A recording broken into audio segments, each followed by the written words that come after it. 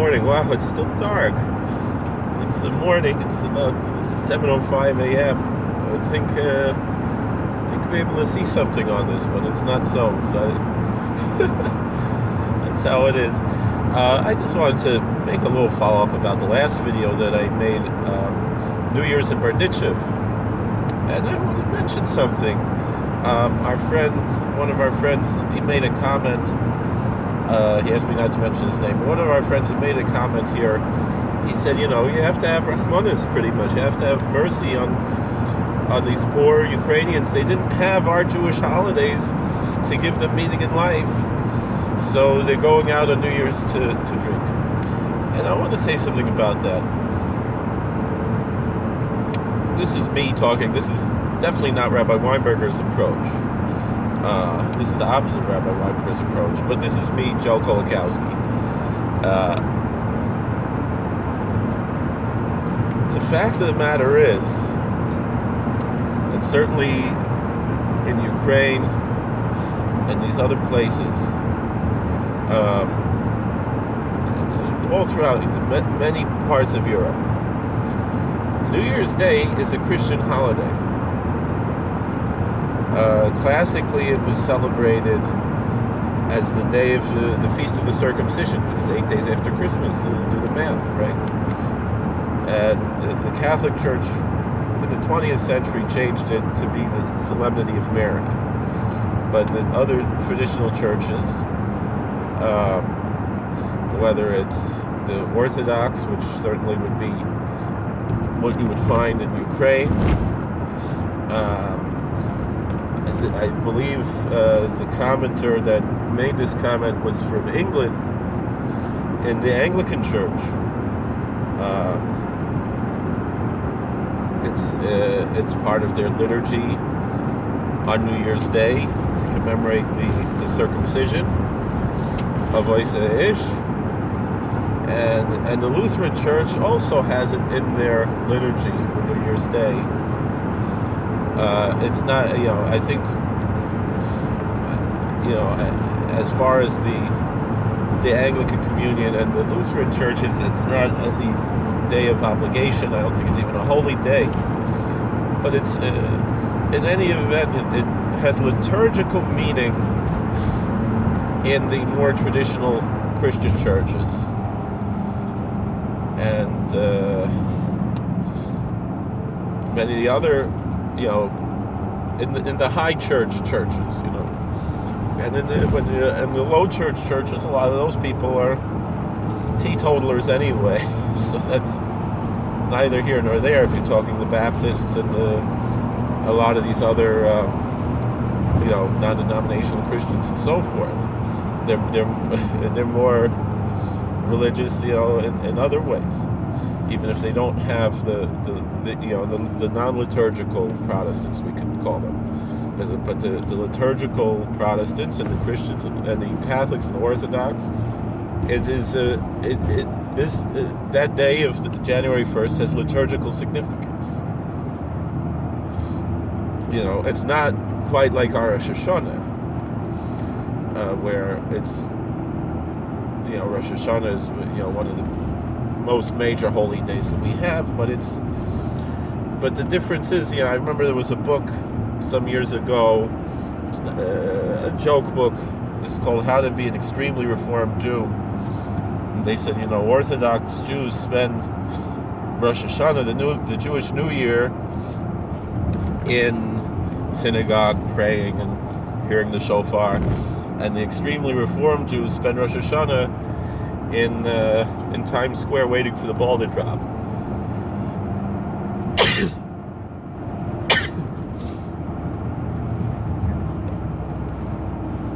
The point that I'm bringing out here is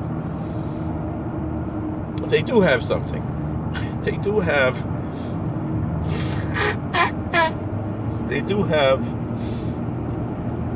reason to mark this as a solemn day. But people don't do it. And I'm not here to discuss one way or the other about Christianity. What I'm more saying is maybe, along the lines of how Dennis Prager or or Daniel Lapin would say to Christians, well, you belong in church. You know.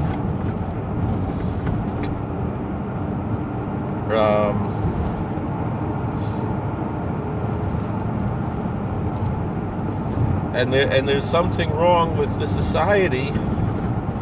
And I'm not saying, and if you're not a Christian, you don't have to go to church. I'm not saying, but,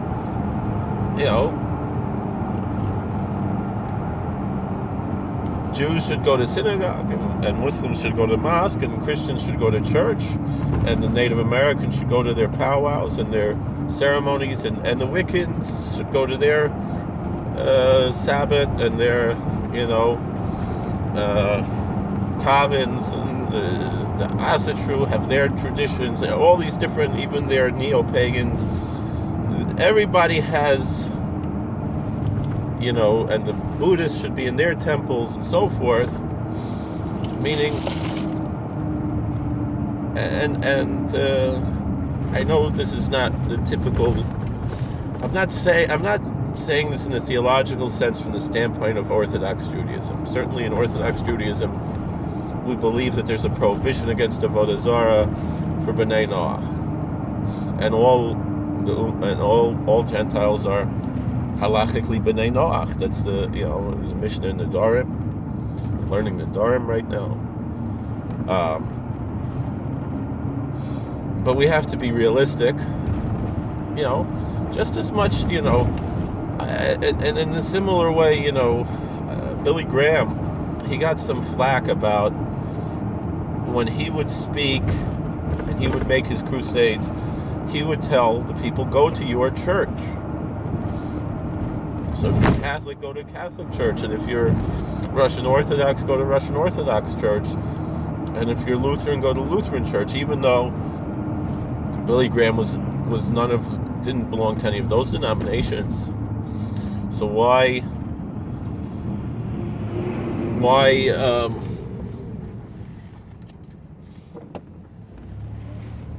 did Billy Graham say that? And I'll say the same thing. If you're Jewish and the only synagogue in your neighborhood, there's no Orthodox synagogue around, and you have some kind of an unaffiliated egalitarian synagogue, or you have some kind of, as much as I disagree very strongly with a lot of the practices and beliefs of these movements,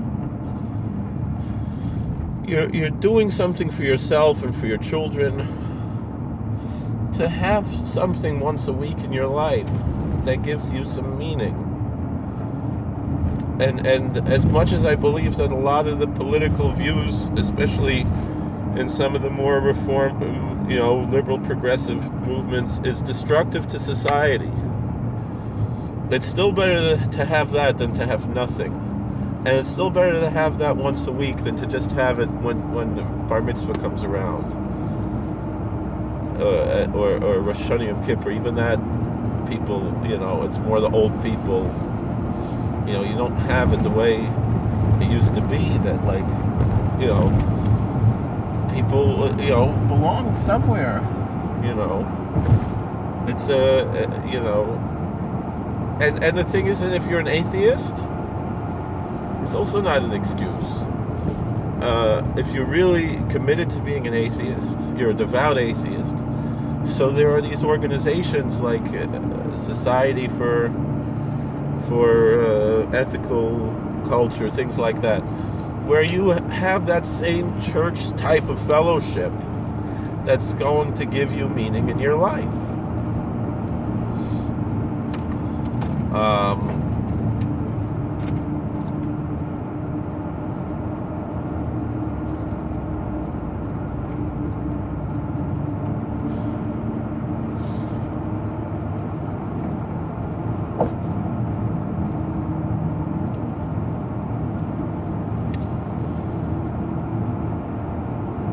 That you're going to go and maybe sing some songs like hymns and hear some kind of a lecture, like a sermon, talking about why to be ethical, why to be, from a secular standpoint, but at least you have spirituality in your life. You have meaning in life. This is like, what's his name?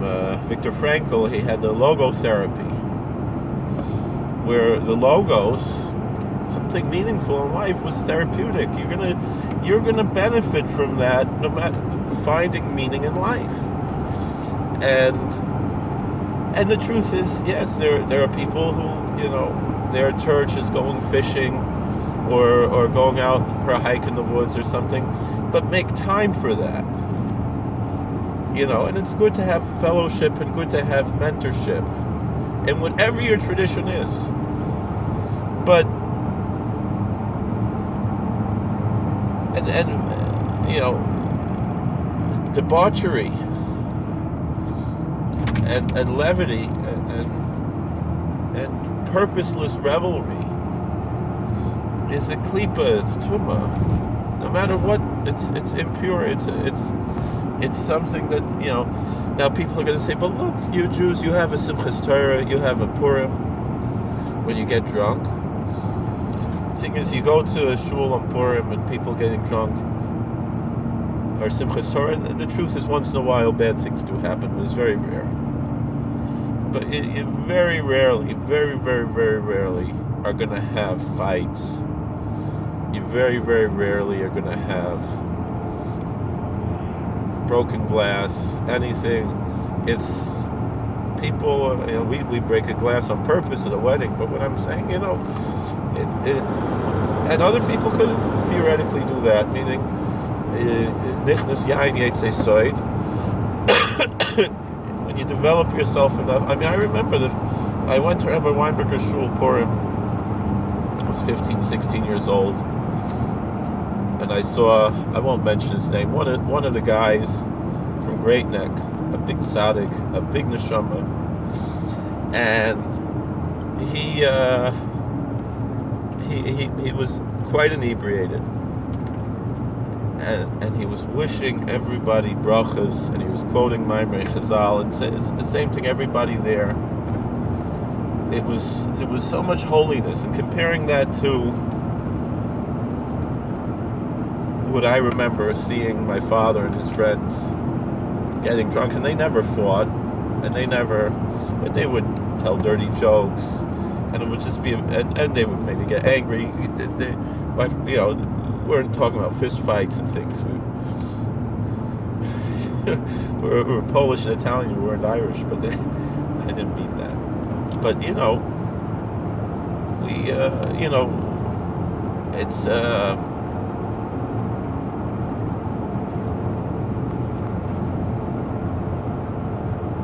there's something,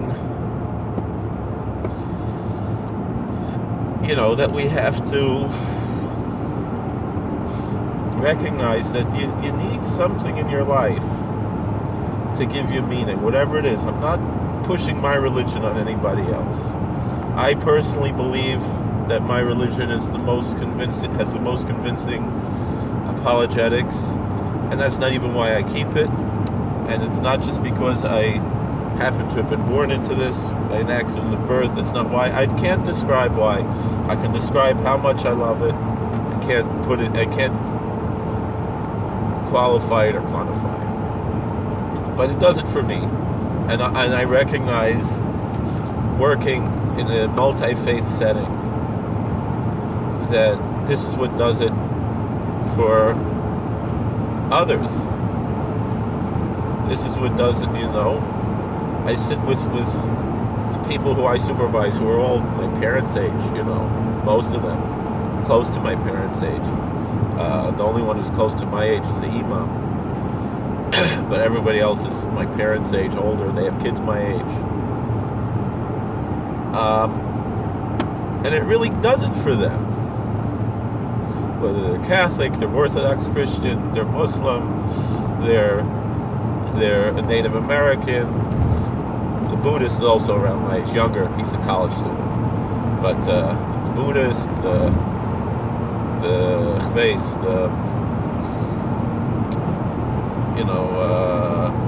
the Asatru, the Wiccans, all these different religions, it does it for them, and I respect that. And I'm not trying to take it away from anybody else.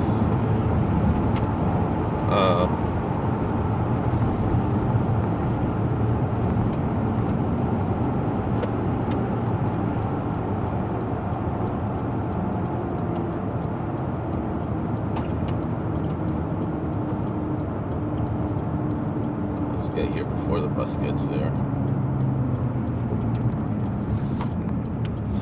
You know, I'm not here to push my religion on anybody. Now finally the sun is rising. I should say Kriya Shema.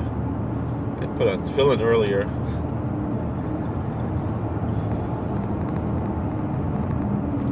But, you know, obviously, when the Berditchev January was saying this, that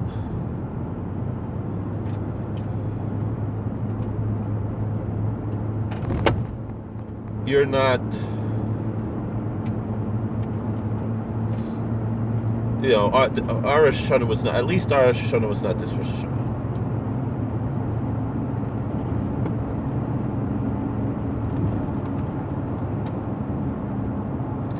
So what did Berditchev January mean? He didn't, you know, because it's, I'll tell you, we have a day nittel, right? The different opinions, when does it fall? Right? Again, it's because the Western churches and the Eastern churches, the Julian calendar, the Gregorian calendar, and now most of the Eastern churches, especially in America, they have switched over to the Western approach because they say it's neither here nor there.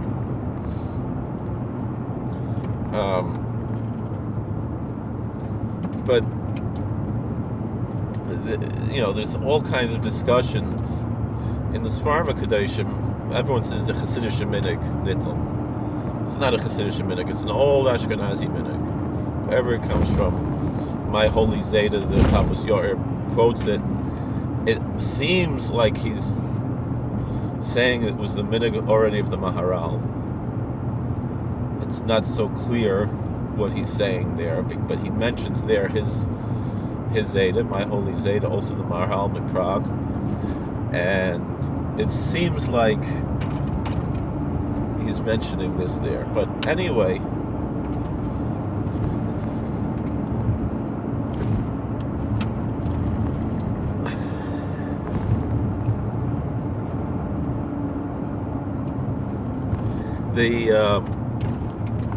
I would listen to a whole shir. It was on YU Torah, more because I was interested in anything about the Chavos Yair and YU Torah. The great shirim. So there was a Rabbi Eli Fisher or Eli Weiss. I don't remember what his name was. Unorthodox rabbi, but he had a very, very interesting shir, and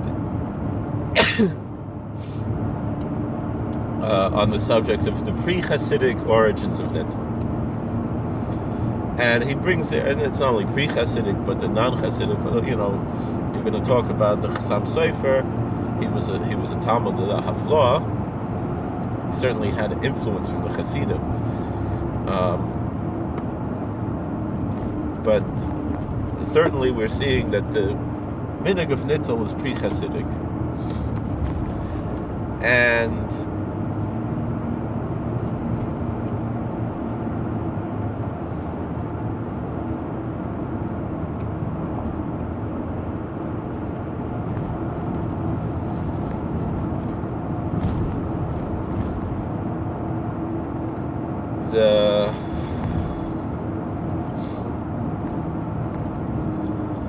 And I discussed Nittel in a previous video. So he brings there, and I knew this already, but he says from the Chassam Sofer, what's the idea behind Nittel?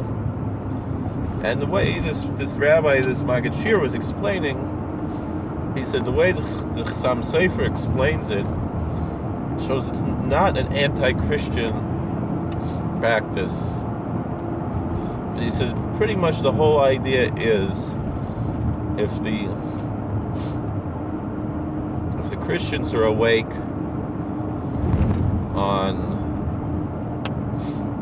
at midnight, we can't go and it's going to look bad. Why aren't the Jews awake at midnight praising God? If the Christians are awake at midnight praising God, the Jews should be awake at midnight serving God, praising God. So essentially, the way it's understood is that we can't say you have to be up at midnight to learn Torah. What we're going to say is you're not allowed to learn Torah until midnight, which means if a pious Jew who loves to learn Torah, as we should, I think he said Rabban Lichtenstein, Zechron Livracha, this Maggid Shir, he remembers after Tisha B'Av, when we're not allowed to learn, before he ate anything, he had to learn a Blat Gemara, because he missed that Blat Gemara more than he missed the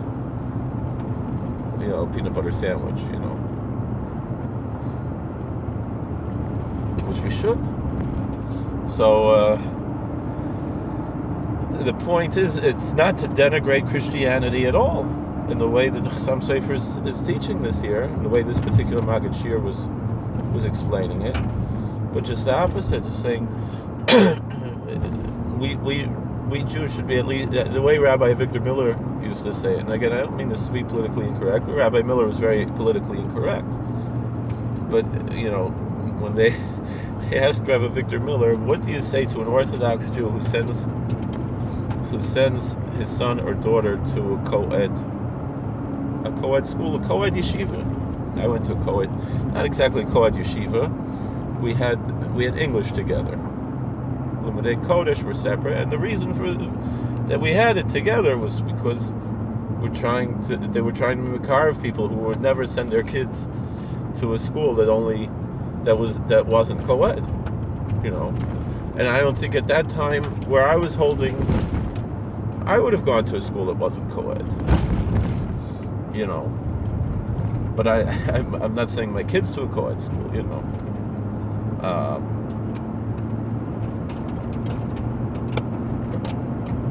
So it worked, That's what they always said. Ezra Academy, the nafkamina was, if you went to Ezra Academy, I'm not going to mention the names of the other co-ed schools in Queens and Long Island, right, or in Brooklyn. If you sent your kids to those schools, you're expected to. If you went to that school, you're expected your kids should go to that school.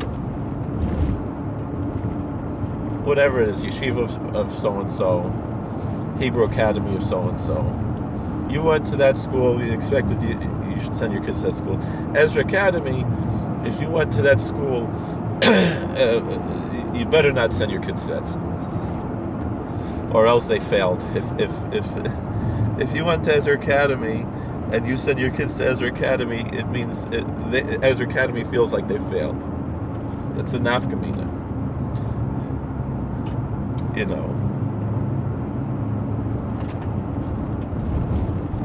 But so they asked Rabbi Miller, what do you say to somebody who was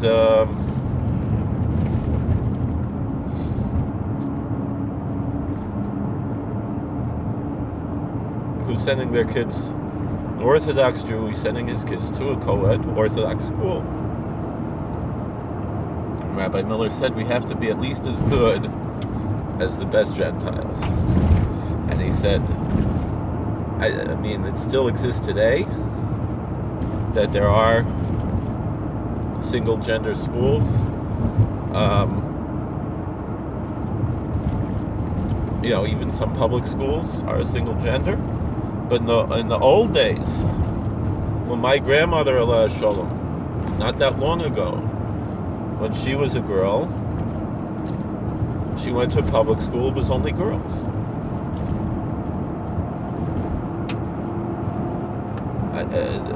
Nobody would dream to send their kids to a co-ed school in the secular world, not secular world, in the Christian world. So the fact that Christians are awake at midnight, praising God on Christmas, the midnight mass, means that Jews should also be awake at midnight. But we not going to church, but we should be learning Torah. And so by saying don't learn Torah until midnight, it means that you're going to learn Torah at midnight. And that's going to,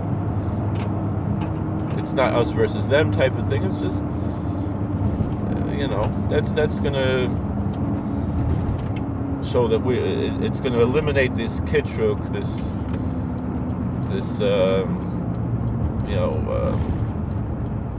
how do you say kitruk? Kitruk means like prosecution, right? It's going to be a good defense for us that we're awake at midnight learning Torah. And so if and like I said, I personally prefer though to follow how we do in Satmar, that we follow the second nittel, because it means for me personally, it's talking about, because the problems, the other issues that were about, it was dangerous to go out in the street and things like that. Those types of issues were, those things, we would hope they don't exist in America anymore, but unfortunately, we see they do. But at this point, it's not coming from the church. Although this one pastor, Wendy, defending this slasher, this horror movie character in real life, who came into a Rebbe Shishtim, and his pastor, she goes and defends this guy. She should engage in other types of apologetics, not, but part of me is saying she probably thinks we deserve it to some extent. I'm not going to say it's because we killed somebody. I don't think that's a prevalent belief in this day and age. But for other reasons, we're somehow guilty, I believe, in this woman's eyes. All right, I'm rambling on for a half hour, and I have to learn. I have other things to do. So.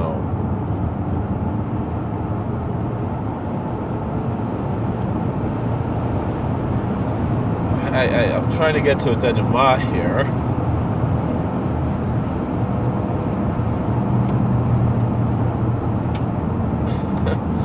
I knew I had something that I was saying here, and I forgot what it is because I'm just rambling on.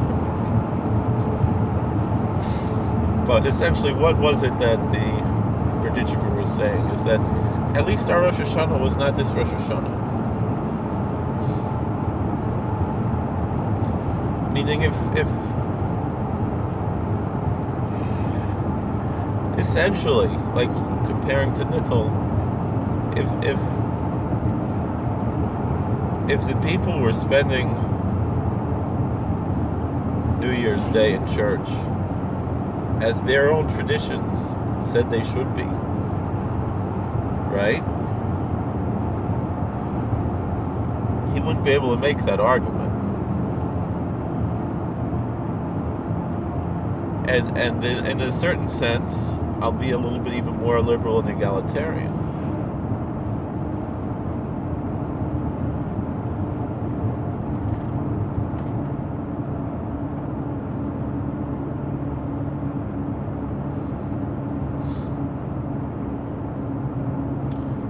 Those Christians who do go to church, if that's their tradition, or who live piously, are, in their own words, grafted in to the tree of Israel. in this sense, that they can also remove the kitrik from themselves. And Jews, ethnic Jews, even perhaps somewhat religious Jews, who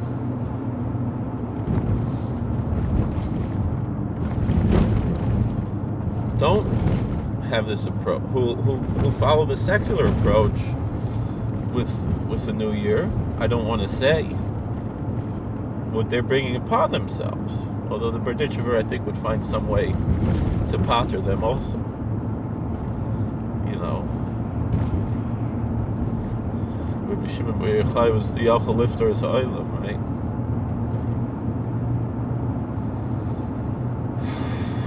So the Berditchev was also. So I'm not speaking kitrig on anybody.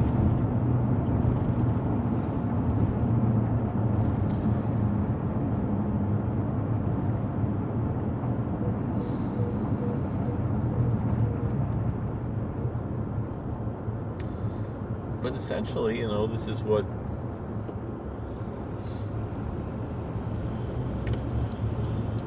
we have to keep in mind, you know, meaning if we're, you know, how do we approach life in general? Because you know, New Year's, you know, I would say, you know, the people who are making New Year's resolutions, which are fewer and fewer, and I'm not the New Year's resolution guy, you know,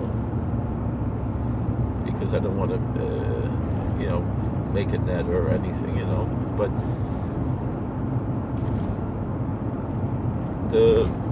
the New Year's resolution crowd, they're recognizing that there's meaning, and they are applying spirituality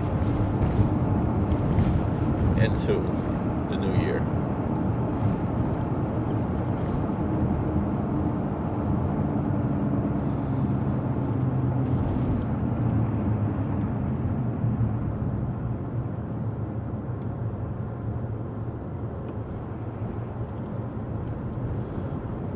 You know,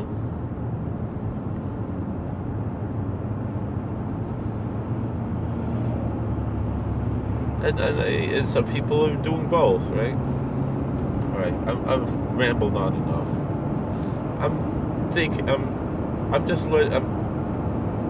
I don't know what I'm doing here.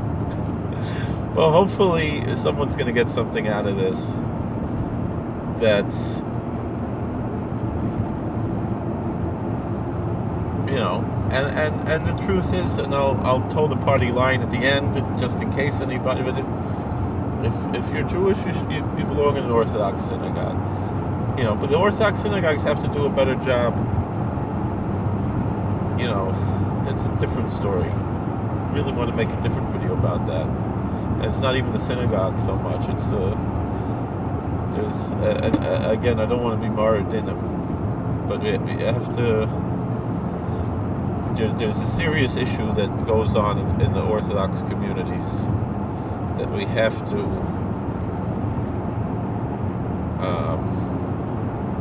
address, and I think it's kedai for me to make a video about this. All right, but the point that I'm trying to say is, try to find meaning in your life. You know,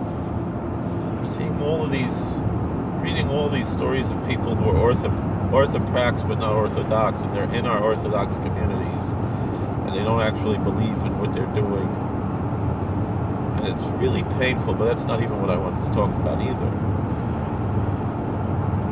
But at least they're doing good things, you know.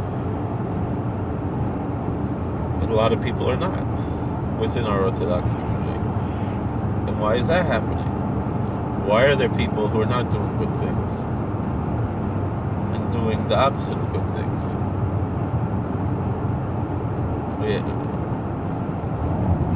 You know, one of my rebbeim, he said, you know, one reason is we've overplayed what it means lashon hara. He said something that's only, one chapter in the Rambam doesn't have to become a whole book. And even in that whole book, people are more machmir than what the book actually says because they never actually read the book. All the people who talk about, and the Chavetz Chaim was tzaddik sedoilo. All the people who are like, no, lashon hara, they never learned the Chavetz Chaim because the Chavetz Chaim wasn't a no lashon hara when it came to actually calling out evil. And I have a lot of evil in me that I have to get rid of. I have to do tshuva. We all have to do tshuva.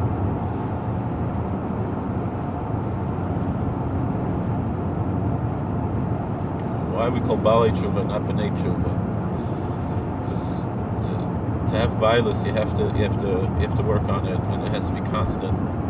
You don't really have to do anything to stay your parents' son, no matter what happens. But to be a husband or a wife, it takes work.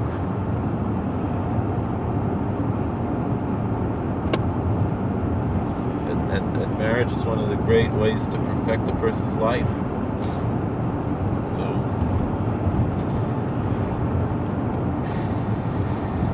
all right. And we all think that all it is just the external video that, and I was talking in the previous video about Levush and things like that. And it's not just Levush, it's even the mitzvahs. It's tefillin, it's everything.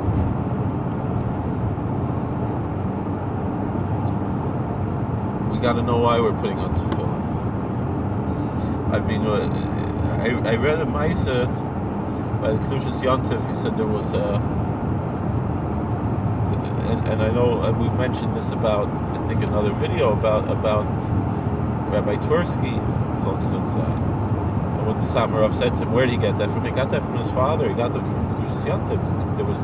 Apparently there was a lawyer in Sigit who was a frummer, and they said to put on Rabbeinu Tam Tefillin, and he sat by the Chanukah left for a half hour.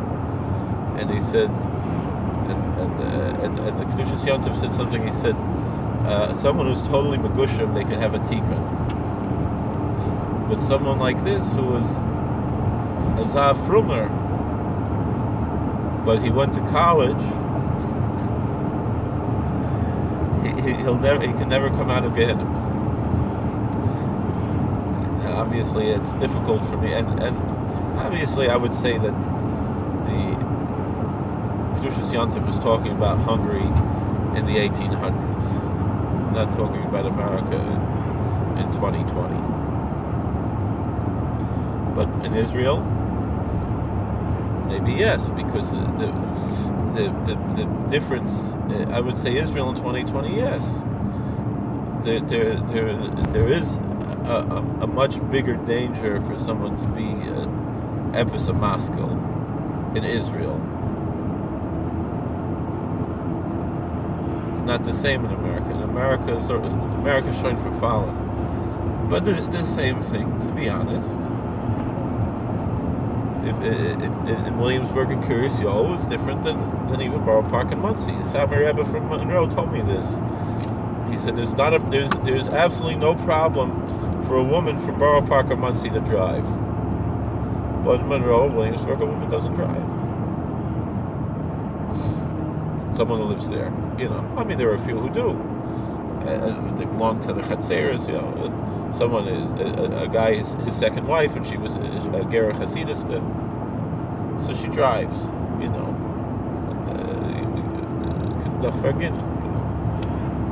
All right, I've rambled on enough, but meaning there's a nafka mina. It's not set in stone.